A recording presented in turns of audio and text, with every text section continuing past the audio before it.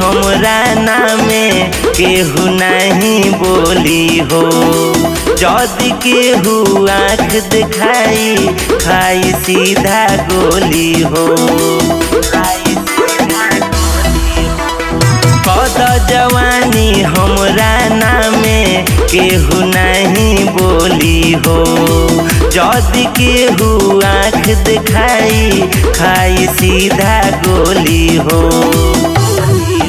अरे बारू तू छैल छबीली अखिया बतहर नसीली। तहर कोरा में असही झीलेम हो झीलेम हो झीलेम हो। रानी उम्र से 10 साल ज्यादा हम हूँ झीलेम हो।